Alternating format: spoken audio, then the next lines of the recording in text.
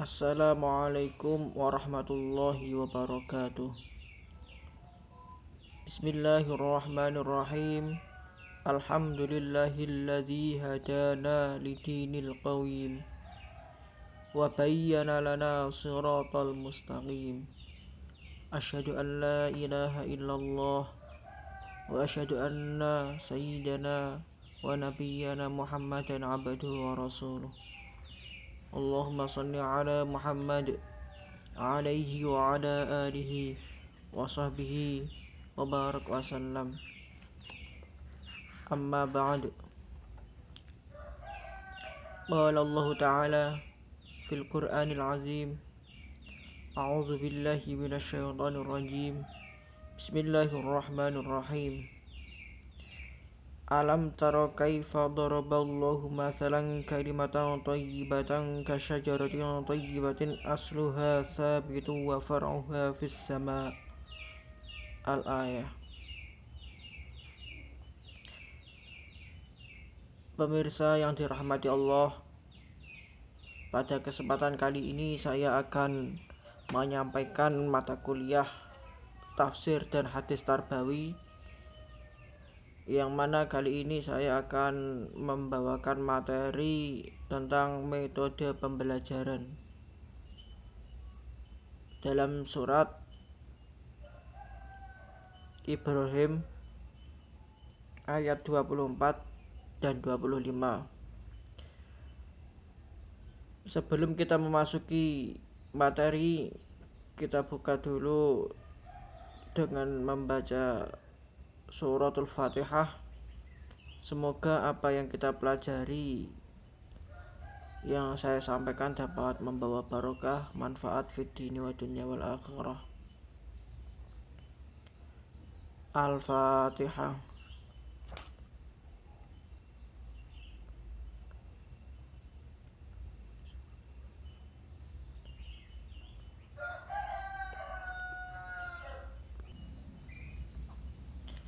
Bismillahirrahmanirrahim.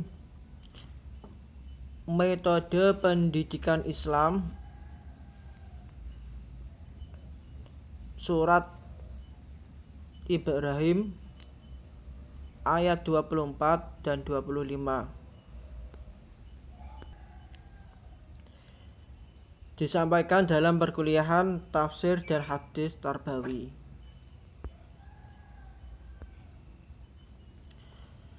Surat Ibrahim ayat 24-25. A'udzu billahi minasyaitonir rajim.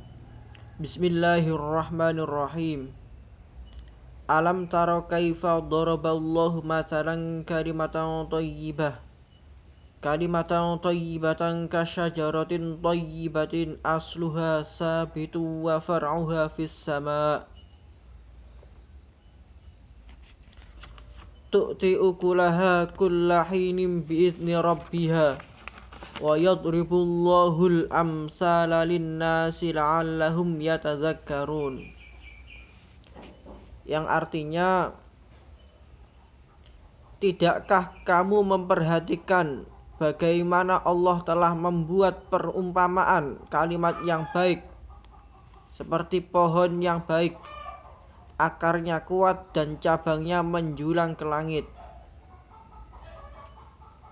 Pohon itu menghasilkan buahnya pada setiap waktu dengan seizin Tuhannya. Dan Allah membuat perumpamaan itu untuk manusia agar mereka selalu ingat. Surat Ibrahim ayat 24 dan 25. Mufradat. Alam taro, tidakkah kamu perhatikan atau memperhatikan, kaifa daraballahu mathala, kaifa bagaimana, daraballahu mathala Allah telah membuat perumpamaan, kalimatan thayyibatan, kalimat thayyibatan yang baik. Dalam hal ini kalimat yang baik ialah kalimat tauhid. Segala ucapan yang menyeru kepada kebajikan dan mencegah dari kemungkaran serta perbuatan yang baik, kalimat tauhid seperti kalimat la ilaha illallah. Kasyajaratin thayyibatin, yakni seperti pohon yang baik atau seperti pohon, yakni di sini maksudnya pohon kurma sesuai hadis nanti di belakang.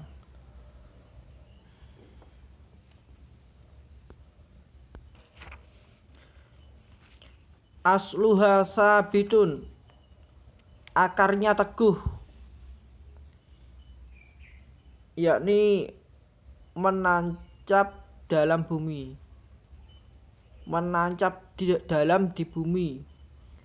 Wa far'uha, dan cabangnya, maksudnya ini ranting-rantingnya, fis samai, menjulang ke langit. Tu'ti,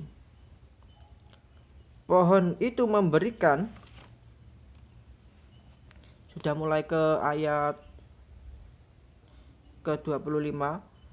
Tu'ti, pohon itu memberikan atau membuahkan, ukulaha, buahnya, buah-buahannya, kullu hinim bi'idni rabbiha, pada setiap musim dengan seizin Rabbnya atau Tuhannya, dengan kehendak Allah Subhanahu wa taala. Demikian pula kalimat iman tertanam di dalam qalbu orang mukmin, sedangkan amalnya naik ke langit, kemudian memperoleh berkah dan pahala amalannya itu setiap saat.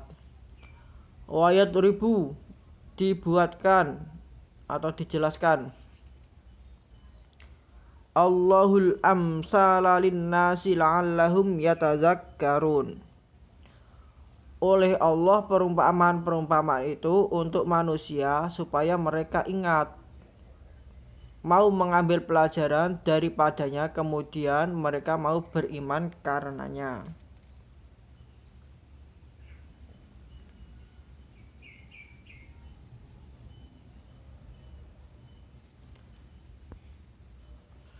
Penjelasan makna. Masalang kalimatan thayyibah, yakni syahadatu alla ilaha illallah. Perumpamaan kalimat yang baik, yakni kalimat syahadat. Kasyajaratin thayyibatin, yakni al-mu'min, orang yang beriman. Asluha sabitun, yakni la ilaha illallahu fi qalbil mu'min, kalimat la ilaha illallah tertancap dalam kalbu seorang mukmin. Wa far'uha fis samai, yakni yarfa'u biha amalul mu'mini ila samai, diangkatnya amal seorang mukmin ke langit.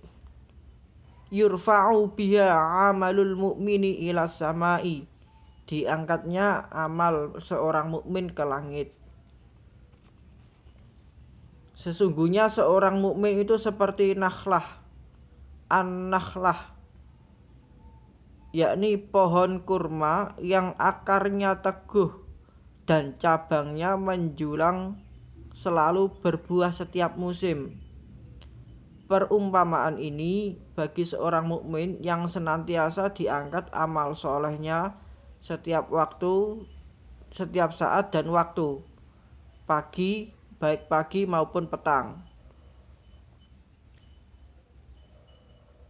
Penjelasan makna ini diambil dari tafsir Ibnu Katsir. Asbabun nuzul surat Ibrahim ayat 24 sampai dengan 25. Di dalam tafsir Al-Misbah, tafsir Al-Maraghi dan tafsir Ibnu Katsir bahwa dalam tafsirnya pada ayat 24, yakni alam taro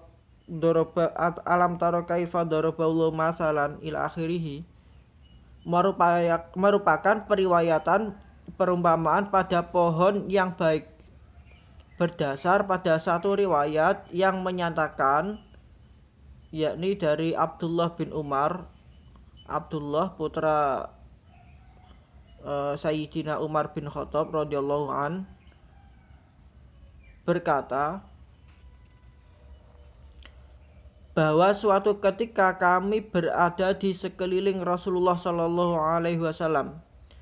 Lalu Rasulullah bersabda, "Beritahulah aku tentang sebuah pohon yang serupa dengan seorang muslim, memberikan buahnya pada setiap musim." Kemudian Abdullah bin Umar berkata, "Terlintas dalam benakku bahwa pohon itu adalah pohon kurma. Tetapi aku lihat Abu Bakar dan Umar tidak berbicara, maka aku segan berbicara." Dan seketika Rasulullah SAW tidak mendengar jawaban dari hadirin. Beliau bersabda, "Pohon itu adalah pohon kurma." Setelah selesai pertemuan dengan Rasulullah SAW itu, aku berkata kepada ayahku Umar bin Khattab, "Wahai ayahku, demi Allah telah terlintas dalam benakku bahwa yang dimaksud adalah pohon kurma." Beliau berkata, beliau ini yakni Umar bin Khattab, "Mengapa engkau tidak menyampaikannya?"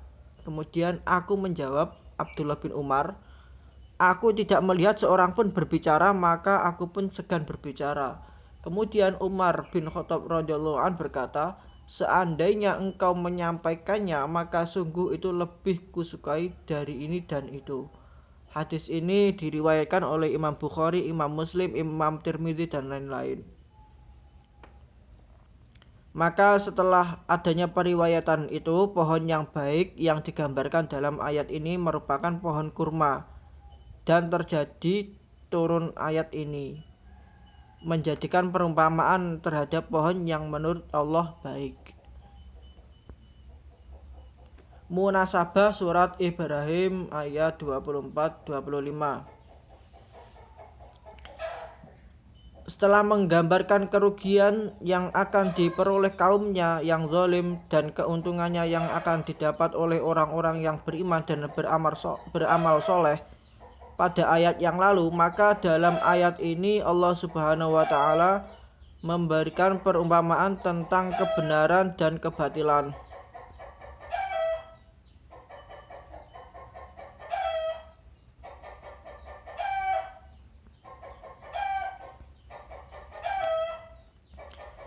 Penafsiran Quran surat Ibrahim ayat 24 sampai 25.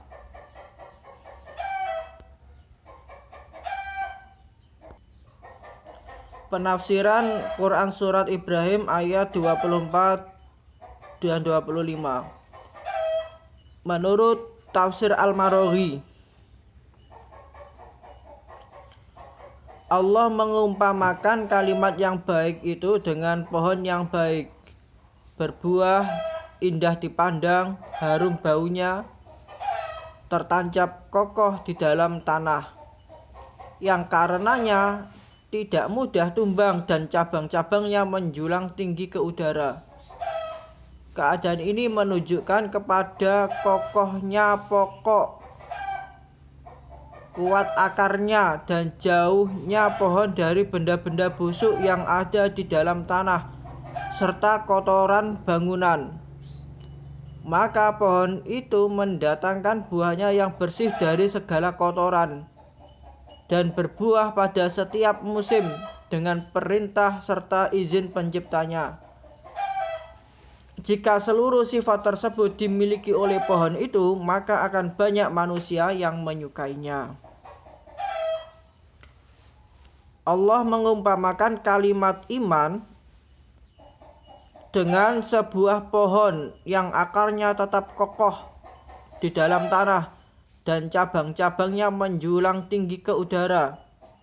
Sedang pohon itu berbuah pada setiap musim. Hal ini disebabkan apabila hidayah telah bersemayam di dalam kolbu, seakan sebuah pohon yang berbuah pada setiap musim, karena buahnya tidak pernah terputus.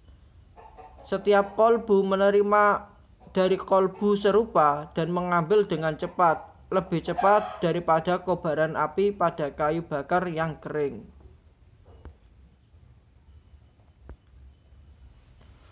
Orang-orang yang berjiwa luhur dan para pemikir besar adalah orang-orang yang memiliki kalimat yang baik. Ilmu mereka memberikan nikmat dan rezeki kepada umat mereka di dunia. Ilmu mereka tetap kokoh di dalam hati mereka. Sedang cabang-cabangnya menjalar ke alam-alam tertinggi atau alam terendah, dan pada setiap masa memberikan buahnya kepada putra-putra bangsa mereka atau putra bangsa lain. Orang-orang mukmin menggunakan sebagai penunjuk jalan. Sungguh perumpamaan mereka seperti pohon kurma yang tetap tertanam, sedang cabang-cabangnya menjulang tinggi. Di samping ia selalu berbuah dan manusia memakannya di musim panas atau musim dingin. Tafsir Al-Misbah. Ayat ini mengajak siapapun yang dapat melihat, yakni merenung dan memperhatikan dengan masyarakat. Tidakkah kamu melihat, yakni memperhatikan bagaimana Allah telah membuat perumpamaan kalimat yang baik.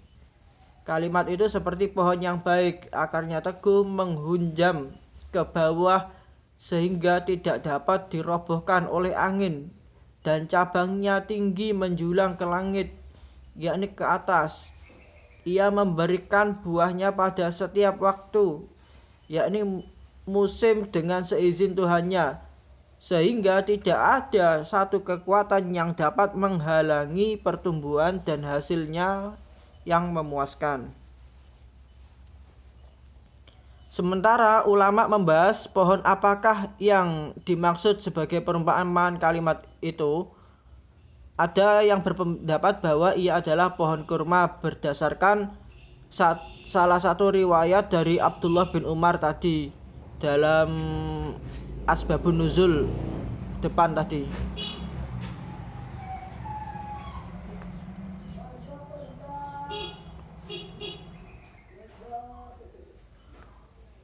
Ulama juga berbeda pendapat tentang apa yang dimaksud dengan kalimat yang baik. Ada yang berpendapat bahwa ia adalah kalimat tauhid atau iman. Bahkan ada yang memahaminya menunjuk kepada pribadi seorang mukmin. Iman yang terhunjam ke dalam hati. Iman yang terhunjam ke dalam hatinya seperti terhunjamnya akar pohon. Cabangnya menjulang ke atas, yakni amal-amalnya diterima oleh Allah. Buahnya, yakni ganjaran atau pahala ilahi pun bertambah setiap saat. Tauhid bin Ashur memahaminya dalam arti Al-Quran dan petunjuk-petunjuknya. Toba-Tobai memahaminya dalam arti kepercayaan yang hak. Makna-makna di atas semuanya dapat bertemu. Agaknya secara singkat kita dapat menyatakan bahwa ia adalah kalimat tauhid. Kalimat tauhid adalah pusat yang berkeliling di sekitarnya kesatuan-kesatuan yang tidak boleh dilepaskan dari pusat itu. Seperti planet-planet tata surya yang berkeliling di sekitar tata surya. Kesatuan-kesatuan itu antara lain kesatuan alam raya, kesatuan dunia dan akhirat, kesatuan natural dan supranatural, kesatuan ilmu, kesatuan sumber agama-agama samawi, kesatuan kemanusiaan, kesatuan umat, kesatuan kepribadian manusia, dan lain-lain. Tafsir Ibnu Katsir. Ali bin Abi Thalhah berkata dari Ibnu Abbas bahwa yang dimaksud dengan kalimat yang baik ialah ucapan la ilaha illallah, dan bahwa orang mukmin diumpamakan sebagai pohon yang baik yang selalu tidak terputus-putus amalnya pada waktu pagi, sore, atau malam, bahkan pada tiap saat ada amal solehnya yang naik ke atas. Diriwayatkan oleh Imam Bukhari dari Ibnu Umar yang bercerita bahwa Rasulullah suatu ketika bertanya kepada kita yang berada di sekelilingnya, beritahulah aku tentang sebuah pohon yang sifat-sifatnya menyerupai keadaan orang-orang muslim, yang tidak rontok daunnya pada musim panas maupun musim dingin, dan memberikan atau menghasilkan buahnya tiap waktu seizin Tuhannya. Itulah pohon kurma. Rasulullah menjawab sendiri pertanyaannya tersebut. Tafsir Tarbawi. Allah akan meneguhkan iman orang-orang yang beriman pada masa hidupnya. Kemudian Allah juga akan meneguhkan iman mereka sesudah mati, yaitu di dalam kubur, yang merupakan tempat persinggahan pertama di akhirat.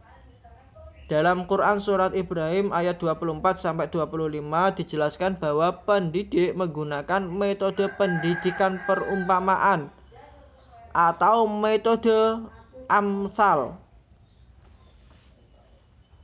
supaya membuat peserta didik lebih mudah mengingat dan mengambil pelajaran dari perumpamaan-perumpamaan tersebut.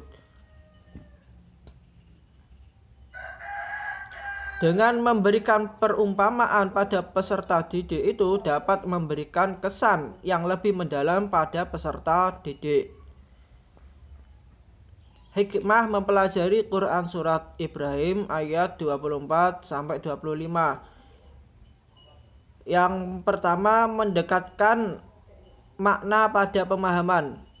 Yang kedua, cara perumpamaan oleh pendidik bertujuan untuk membuat peserta didik dengan cepat memahami apa yang diajarkan oleh pendidik, untuk menggugah dan menumbuhkan perasaan ketuhanan dengan caranya dikenalkan pada alam semesta. Yang keempat, mendidik akal supaya berpikir logis dan sehat. Yang kelima, perumpamaan merupakan motif yang menggerakkan perasaan, menghidupkan naluri, yang selanjutnya menggugah kehendak dan mendorong seseorang untuk melakukan amal yang baik dan menjauhi segala kemungkaran. Yang keenam, cara untuk mendidik agar selalu berpikir jika ingin berbicara. Yang ketujuh, menjaga dalam setiap perkataan yang diucapkan. Aspek kandungan pendidikan. Allah akan meneguhkan iman orang-orang yang beriman pada masa hidupnya. Kemudian Allah juga akan meneguhkan iman mereka sesudah mati, yaitu di dalam kubur yang merupakan tempat persinggahan pertama di akhirat. Jadi alam kubur itu persinggahan, terminal sebelum menuju alam selanjutnya.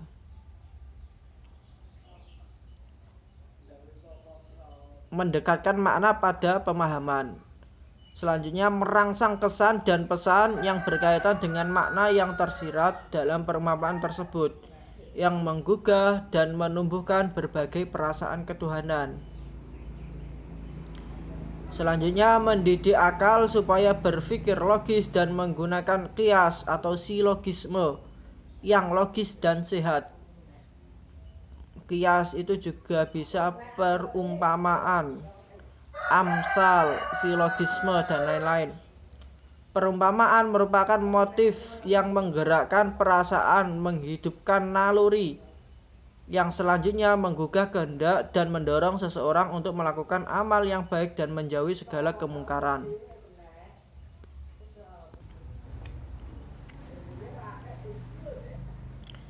Selanjutnya, pengertian metode amsal.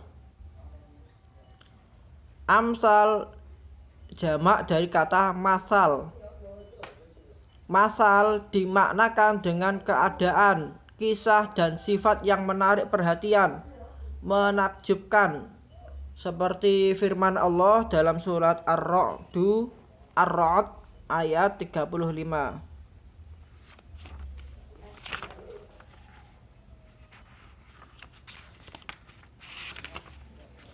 Yakni Bismillahirrahmanirrahim.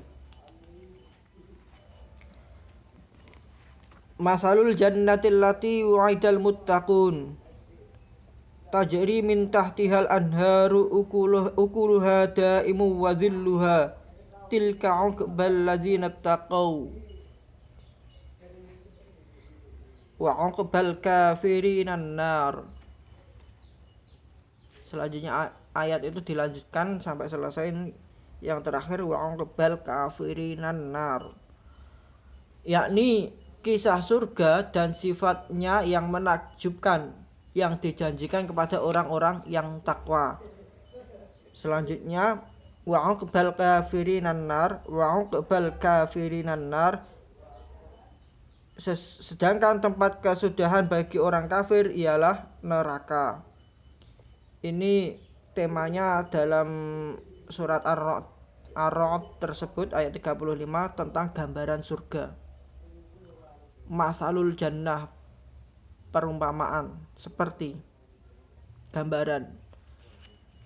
Di dalam ilmu adab atau sastra, masal diartikan dengan suatu perkataan yang dihikayatkan dan sudah berkembang, yang dimaksud dari menyerupakan keadaan orang yang dihikayatkan padanya dengan keadaan orang yang masal itu dibicarakan.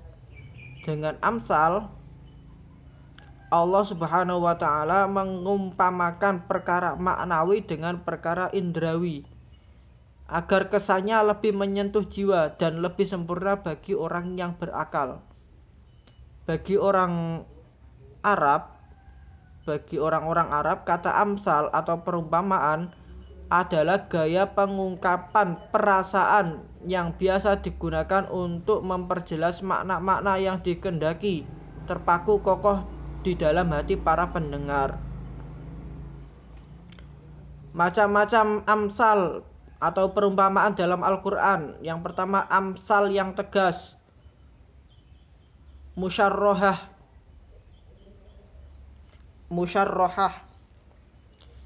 Amsal yang tegas ini amsal yang ditegaskan di dalam lafadz masal yang menunjukkan kepada tasbih. Di antara perumpamaan yang Allah berikan terhadap orang-orang munafik dalam surat Al-Baqarah, pertama, perumpamaan yang berhubungan dengan api. Kedua, perumpamaan yang berhubungan dengan air.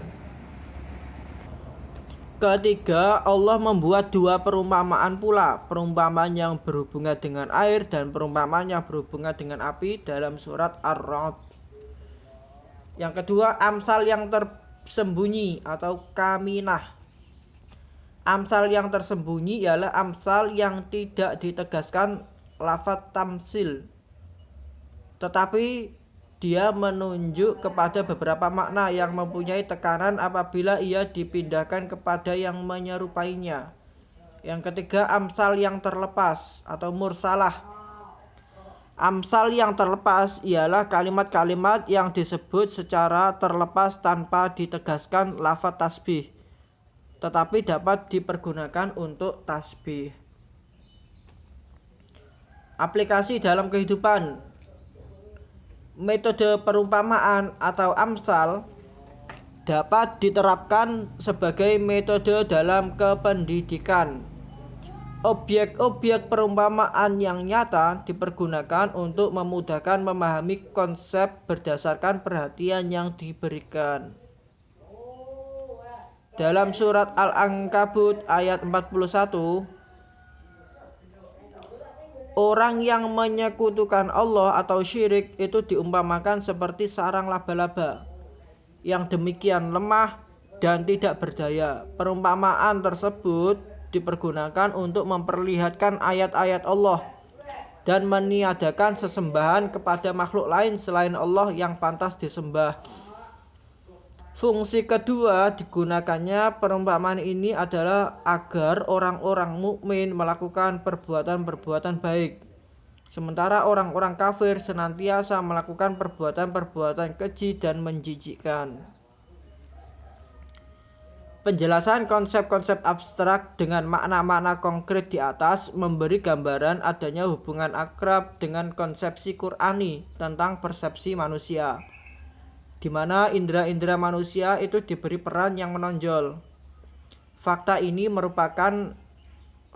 mempunyai aplikasi langsung di kelas dalam proses belajar mengajar. Apapun yang ada di lingkungan sekitar akan membantu pemahaman konsep-konsep berdasarkan penelitian dan observasi yang amat berguna bagi proses pengetahuan manusia. Abstraksi itu hanya dimungkinkan setelah pelajaran tersedia dengan data nyata yang dapat dikonseptualisasikan. Demikian materi tafsir Tarbawi tentang metode pendidikan, yakni di sini tentang metode amsal atau perumpamaan dalam surat Ibrahim ayat 24 sampai 25. Semoga apa yang saya sampaikan dapat bermanfaat dan barokah. Apabila ada kesalahan kata dari saya mohon maaf yang sebesar-besarnya. Kita akhiri dengan hamdalah, alhamdulillahirabbil alamin, wa huwa alam bisawab, wallahul muwaffiq ila aqwamit thoriq. Assalamualaikum warahmatullahi wabarakatuh.